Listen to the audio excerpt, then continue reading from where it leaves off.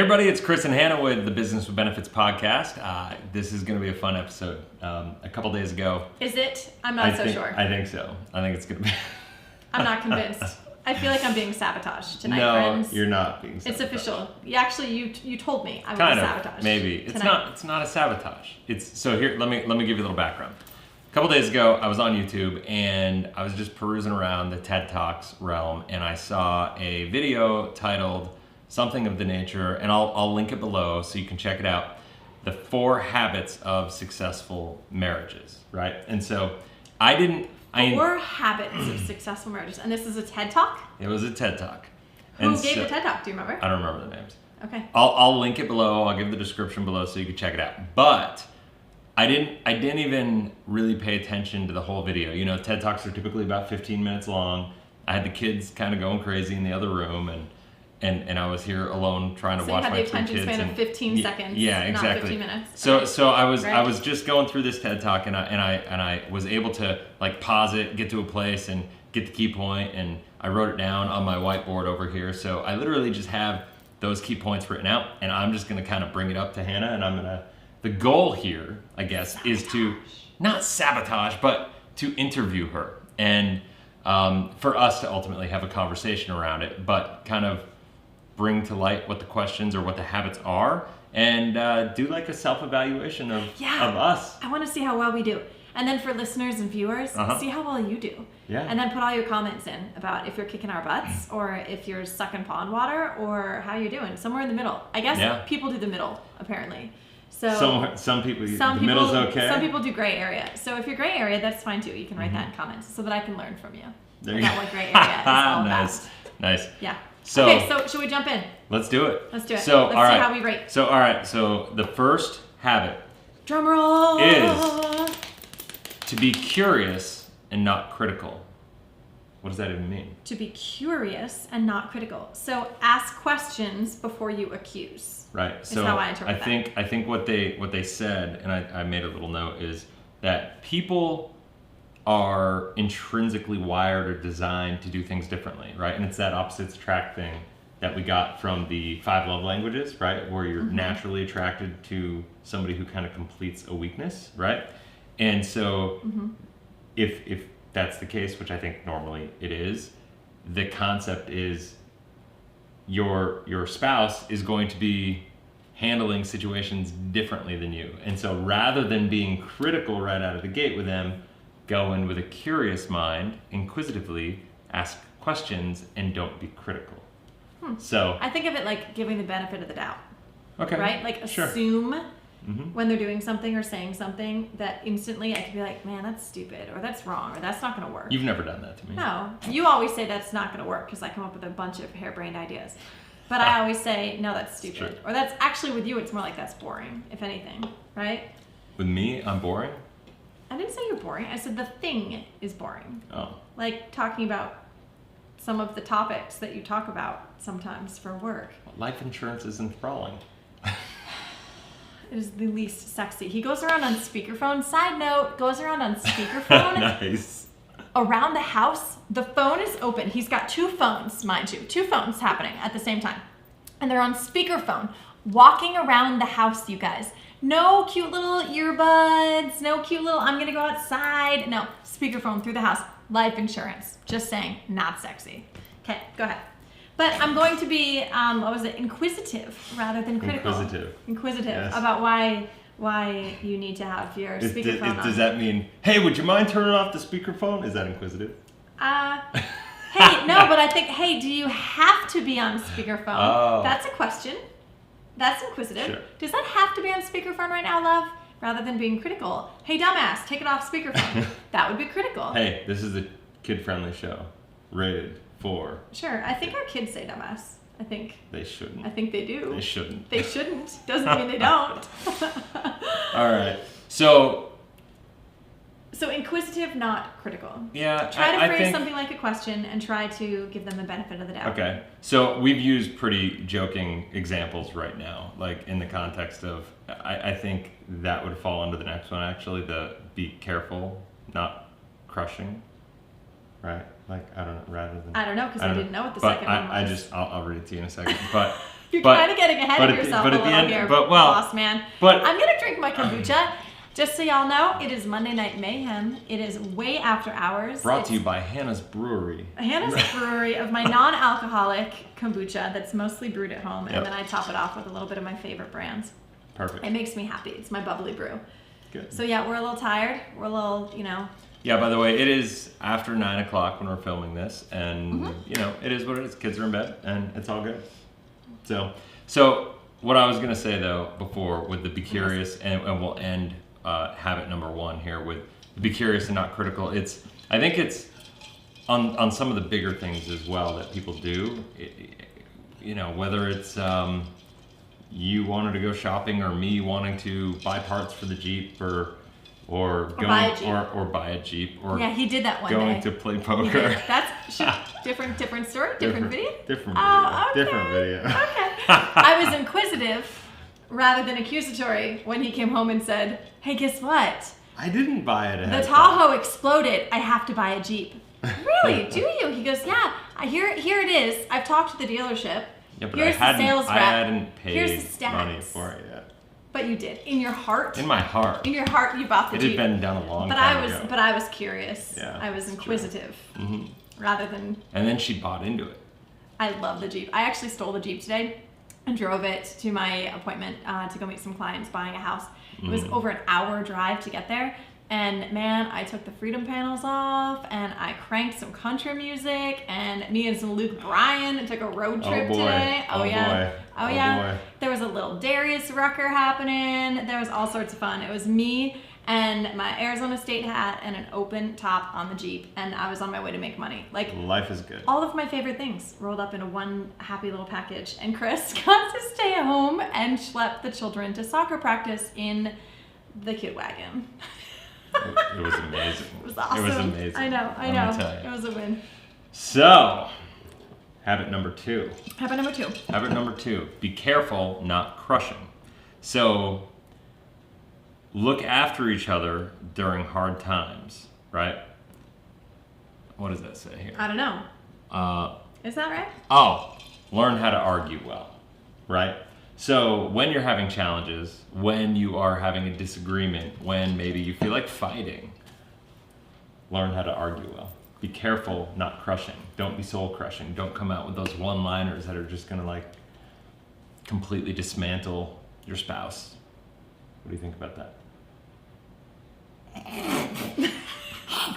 I think I hate you right now. That's what I think. That's what not I very think. careful. No. Well, so how do you think? Speak, brother. Speak. You know what? No, here's what I'll Give say. them context. It's fine. Give them context. She's my lovely wife here is very Stop is placatingly very, rubbing my no, leg. It's weird. she is The placating tap.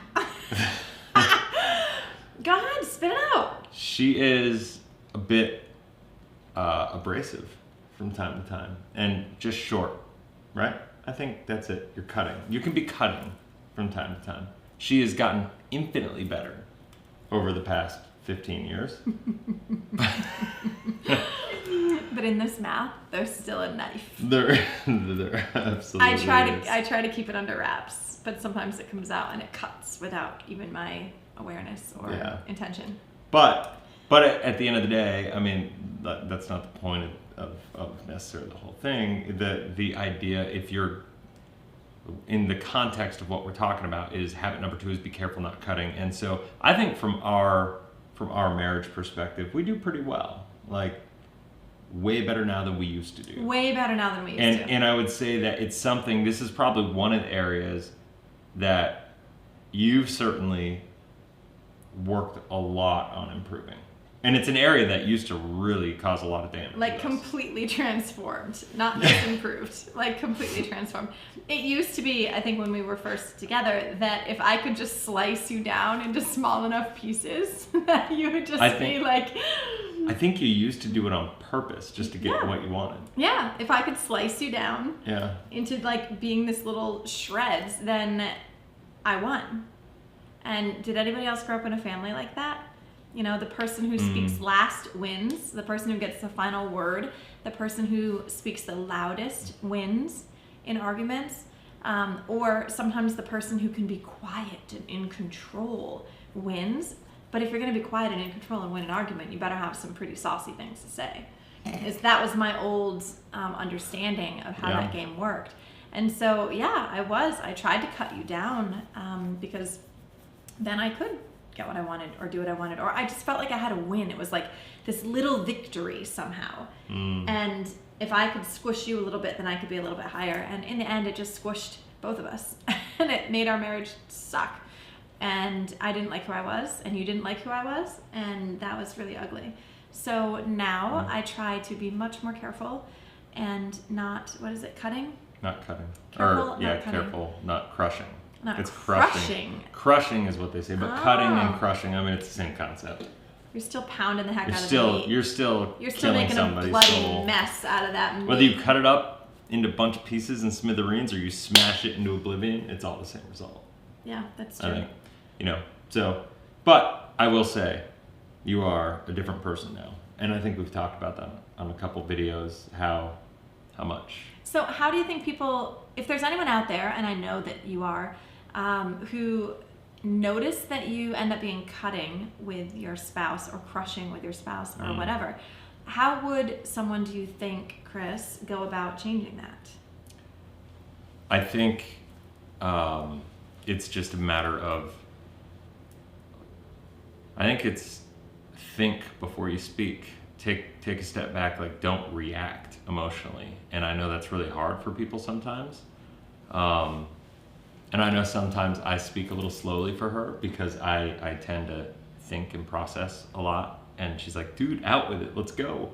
And whatever, but I'm just very calculated and whatever with what I say when it comes to matters of emotion and when it comes to when I know what I'm gonna be talking about is gonna have an impact, towards her feelings or towards our relationship or anything of that nature. I want to be really, really careful because, I want to guard that. To me, as a husband, that's my number one responsibility is to guard our marriage. And so I would say just think about it and don't react, don't respond. And if you are somebody, because I'm kind of in a way, like not to like pat myself on the shoulder, but I'm kind of somebody who is blessed and gifted with just like a gift of a blessing of not being cutting and not being that way, right?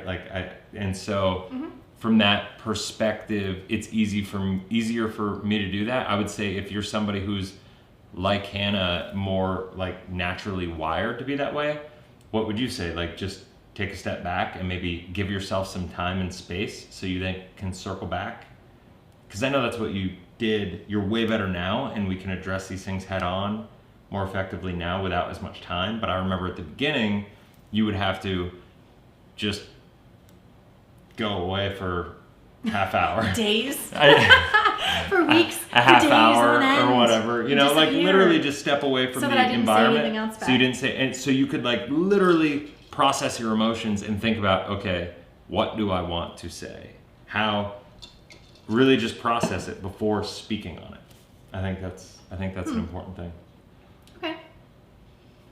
I don't remember that, so I will have to trust you. Okay. I do remember in the moment, I thought it would feel good to be crushing and cutting, and I didn't want to be careful. Yeah, but that's before you made the choice. Right. Yeah. But now I realize that it is a much, much, much better way to be, for both of us, that we create a better place that's a safer space when we don't try to cut each other down, but instead even build each other up whenever possible, which sounds really cheesy. So can we move on to the next one, please? She hates the cheesy stuff. Go ahead. All right. So number 3 is ask, don't assume. And so ultimately this is about having courageous conversations with your spouse and avoid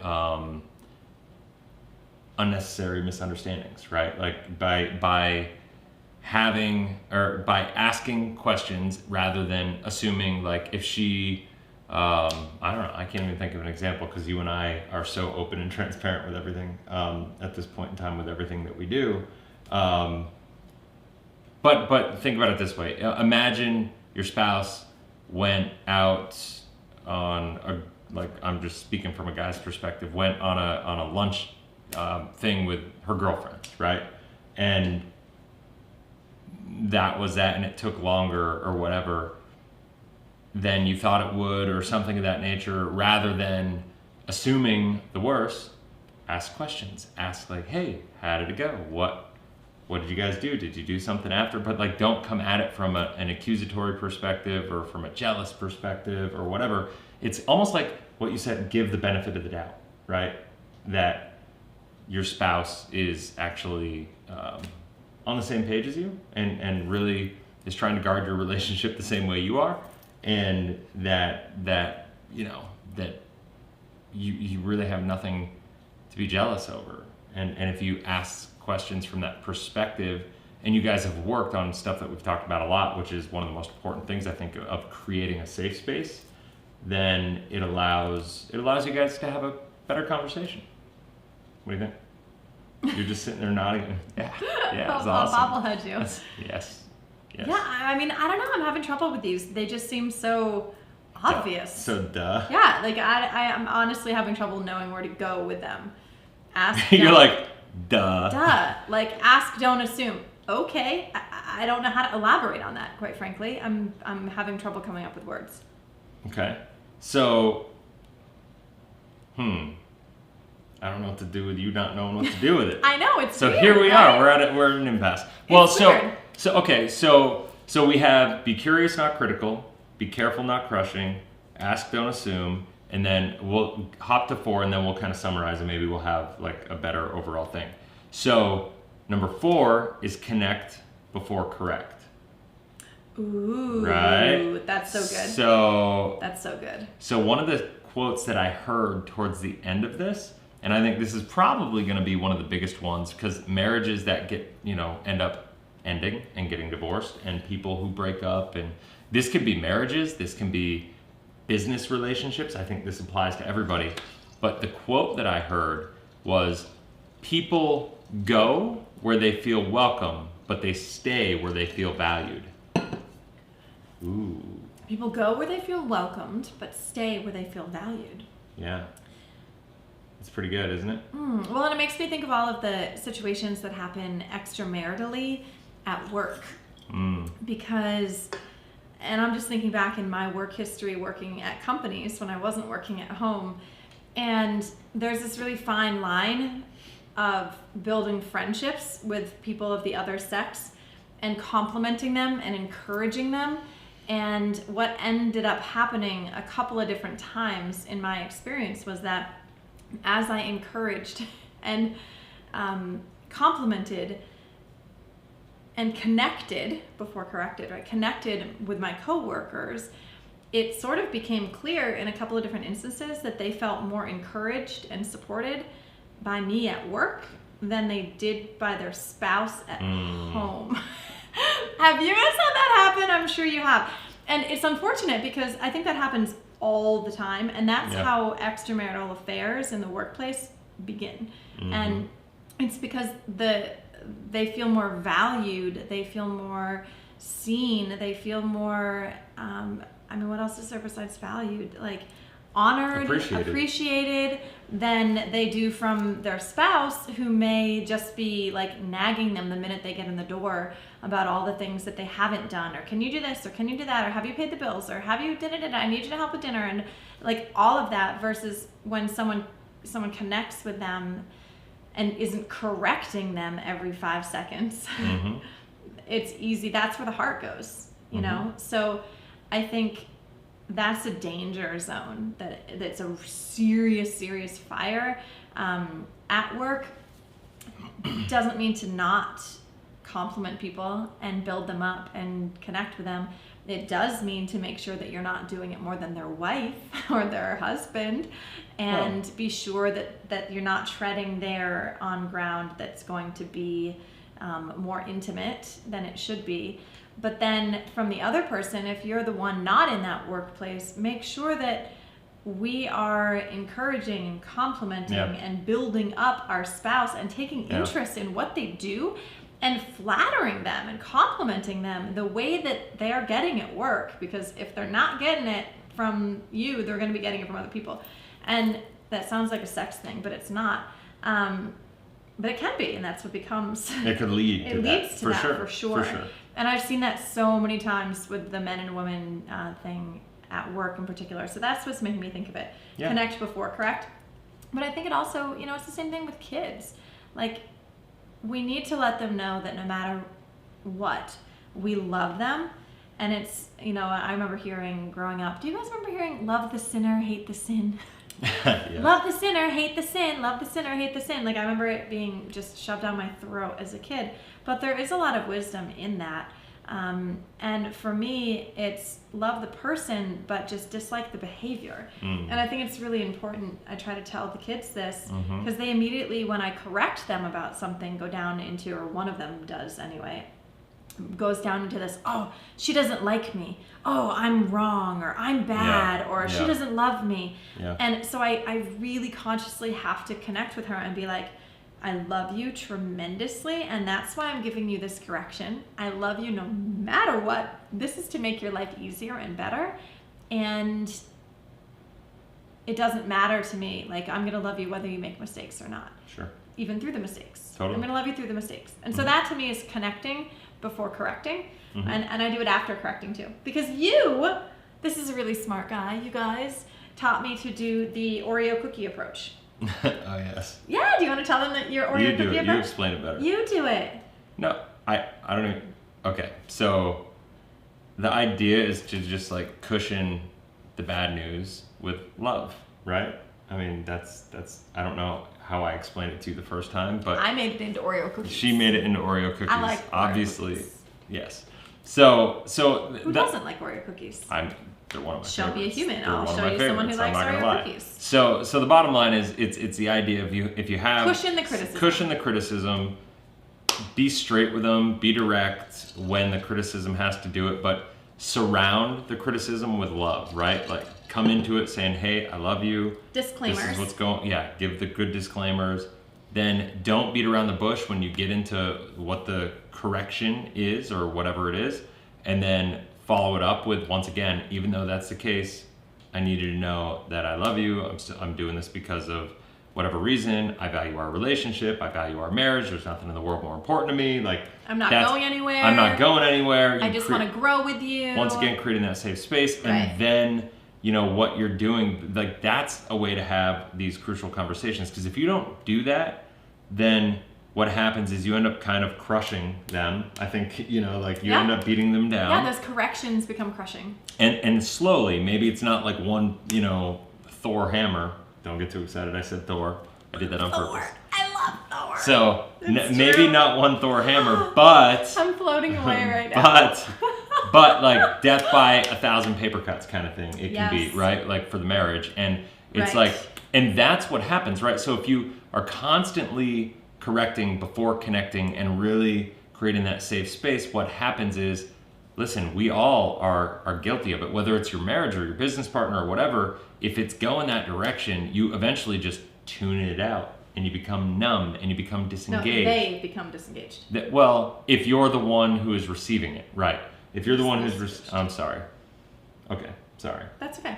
So if you're the You one have split receiving, personality, so you can be both. No, I was just Chris used is to both sides of this. I was used to the one who used to get pounded all the time, so I was the one who tuned it out eventually. Ah, right. It was a long time ago, but I'm telling you, I could not be happier with how things are right now. So He still has scars, many scars. I do. You want to see? No. So, but the bottom line is, you do. If you're the one who's getting pummeled, or death by 1,000 paper cuts on that in this context, you just numb out. You eventually you're just like, okay, yeah, I know, another criticism. I don't care. Like, I don't even want to hear it. You do your thing. I'm going to do mine, and that's basically you're dead. It creates a divide. Yep. And so, yeah, I mean, so those, like, I agree with you. What your statement was before is like these 4 habits of successful marriages. It was a TED Talk. They said they did thousands of studies and engagements with couples and assessments or what, like, just went through and therapy sessions and whatever with thousands of couples, and they analyzed the common traits of what were those habits of successful people, and it all boiled down to these 4 things. Because if you can be curious and not critical, be careful and not crushing, ask but don't assume, and connect before correct. If I were to look at the commonality between all those, it's what we talk about. I think maybe you talk about it, you definitely talk about it more than I do, is creating that safe space. and going into it with the mindset of trying to protect the marriage first, right? Like, your job as a husband, as a wife, for your spouse is to build them up. That's what it comes down to, right? Is to help them. That is the crux of this situation. Right. That's what it is. Your job is to build your spouse up. Oh, that's a hard blow on a Monday night. To build them up. How about just to coexist peacefully? Come on. Can't we just do that? No. Yeah, I mean. How about to like not cause do you too want to live much averagely? damage? How about to not cause too much harm? No. Like. To build? Really? Can't they build themselves up, for goodness sakes? They're adults. Yes, I know they're adults. So why am I in charge of building up my spouse? And everybody, shouldn't they be building up themselves? Everybody, listen, I tell everybody all the time, I would not be doing what I'm doing. I would not have nearly the success. I would not have the business relationships that I had. I would not be making videos. I would not be doing anything had she not encouraged me and built me up before I had the belief, confidence, and all that blah blah stuff that I had on my own. Years, guys. It's taken about 10 years for Chris to get his confidence. Well, no, I mean, it's like anything else. It's you just slowly build, right? And so I had my areas of confidence that I was before, but we were together so from 2002 to 2014, so it was 12 years. And during that time, I had never made a video. I had never really done anything. I got into the financial industry after about 8 of them, and I mean, at the end of the day, I was successful enough in the business, right? But I still, where I wanted to go with the business, she was just like, no, you need to do video. Like, if you want to do that, you need to do this. And I'm like, I suck at that. Like, how could I do that? Like, there's no way. And I remember still making my first video. She's in the corner directing me and just like, come on, you got this, like, whatever. And she's like having fun with it. And I was just, it took me 2 days to film a 3-minute video. Like, literally 2 days to film a 3-minute video. 2 full days. Like 8-hour days with a videographer and me and you. It was crazy. Yeah, but I saw the gold in you long before you saw it in yourself. Yeah. And you've done the same thing with me. Yeah. With you, it's been your career success and your abilities, like the gifts that you have in so many areas to help people. And with me, it was the actual niceness, I think, that's inside that I wasn't allowing out, because being cutting was just so much more fun. So I totally agree. I think that I'm getting, at least from, the 3 of them, that it's treading lightly. And okay, so let's talk about, what if the person watching this or listening to this feels like they're doing that, they're the tender one in the relationship, but they feel like they're being bombarded constantly by someone who is criticizing them, who is cutting them or crushing them, or not being the opposite of all this stuff. So here's what I'll say to that. It's very similar. It's very similar to having an addict for a spouse. And it's ultimately, you have to love them because we got married. You mean someone in active addiction? In active addiction. Okay. Yep. Oh, sorry. Active addictive illness. Yes. In active addictive illness. Thank you. She speaks on this stuff much more than I do. So I'm just trying to change the framework around the thing addict. There's this total stigma about it, and you're not an addict forever. You have an addictive illness. Okay. So anyway, go ahead. I get it. And so when I know when she was going, I'm correcting you in love. I know you are. I know. Thank you. So I remember when she was going through all that, and for me, that's what got me through. Is I saw that it was an illness for her, and so I still loved her. I didn't have to, I suppose, but I did, and I still loved her, and I just had to create boundaries, right? And I had to say, listen, if this is, and it didn't just happen easily, but it came to a place where, and very counselor driven at the same time, but ultimately we came to a place where it was like, listen, here are the boundaries.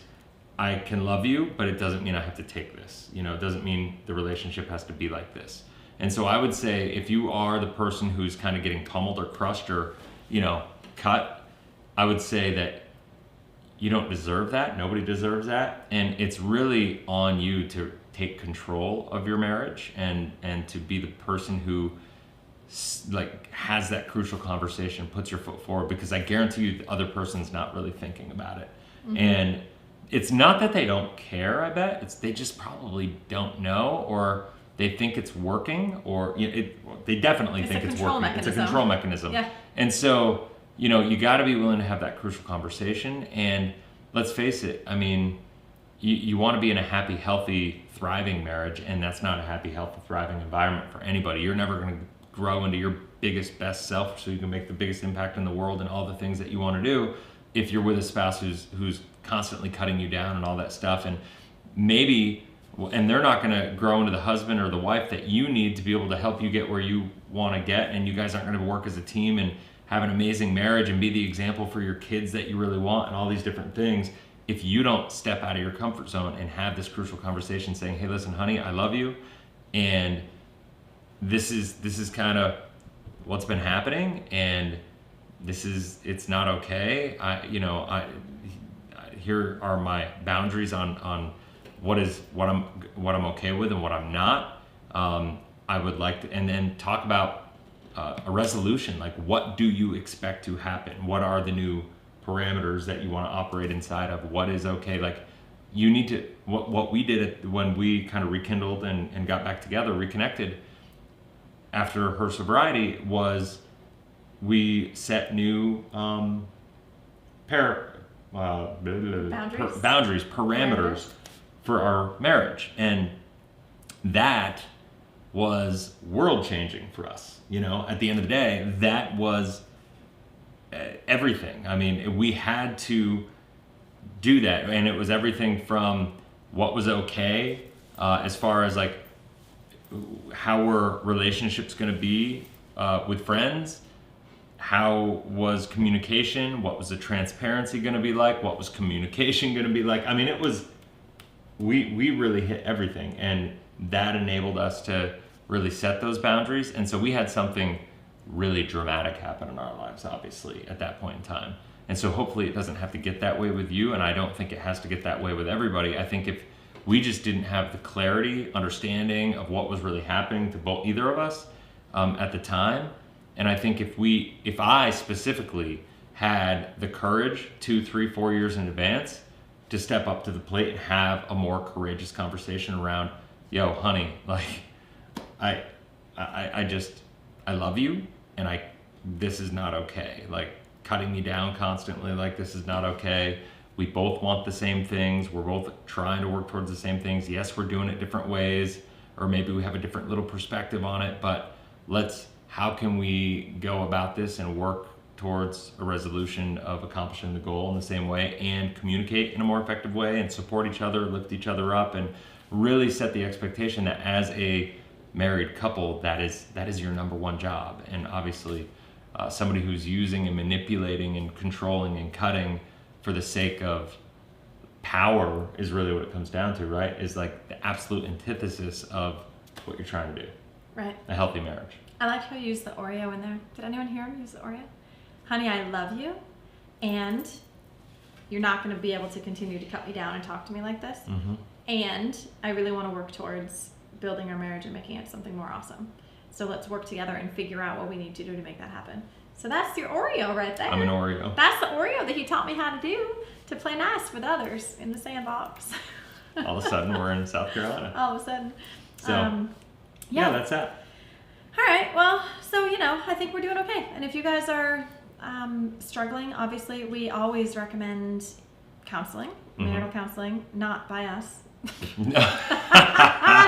Nobody wants that. That doesn't even need to be said. But yeah, no, I think one of the greatest acts of courage, I always say, is seeking help when you need it. Mm-hmm. And that not only goes for if you are struggling with an addictive illness or a behavior, it could be a substance or a behavior. Don't undervalue those in terms of the destruction that they can have on your life, but also in your marriage, to ask for help when we need it is the greatest act of courage. So stand up for you, stand up for your vows, stand up for your spouse, respect yourself and respect and love them enough to try to do this work, to figure out where the holes are, to figure out, maybe they're not even holes, maybe they're dents. Mm-hmm. But do a little auto body work and try to pop that dent back out so no one knows that you ran into the telephone pole with your car, or the shopping cart hit it when you weren't supposed to be shopping or something. Anyway, take the dents out of the car, and it's worth it. It's worth continuing to improve on all these things. I know that I need to continue to improve on them. So it's a good thing to get an example. And hey, we're business people, right? Mm-hmm. So I love success metrics. I love knowing where the bar is, what I need to actually hit to be able to achieve. Like as a track athlete, right? Wasn't it always good to know exactly like what you were trying to do? In every sport, there's a success metric. And here, this is your success metric for today, to potentially open up a conversation with your spouse and say, hey, I just heard about this thing. How are we doing on it? Is there anything, if it were me and I were in a relationship with someone who wasn't quite as on board, I probably would be like, I'm really trying to work on this. I know sometimes that can be a little cutting. I value our relationship. I know sometimes it's strained, and I'm looking at my side of the street, and I know we each have things to work on, but I'm in charge of me. So would you please gently and kindly and lovingly let me know sometimes if I say something that maybe is a little more cutting to you than I intend, so that I can be aware of it. Because half the time, I don't even know when stuff comes tumbling out of my mouth. I'm trying to be sarcastic or funny. I'm just glad I'm not usually the one on the other side of the knife these days. And it's like, and I don't even mean to, but now you'll nicely just kind of be like, yeah. And then I kind of know, and I just look at him and I'm like, oh, was that over the line? Like, was that ouch? And he's like, yeah, kind of, yeah, you just like let some heads roll right there. And I can then just be quicker on the, I'm sorry. And that's the other thing too, is treat ourselves with grace in this. I had an entire life history of beating myself up over every single imperfection, everything I said or did that wasn't up to par. And when you're in a cycle of shame, that just causes you to hurt yourself even more by doing addictive substances and behaviors. And then that causes shame, and then it just perpetuates the problem. So give yourself a little grace. If there's one thing that we can do to build up our spouse tomorrow, like maybe we can start there. Do these like micro successes. We talked about that in business. Have a micro win, and then celebrate that win. Maybe have a conversation with your spouse about this and be like, all right, what are we going to work on this week?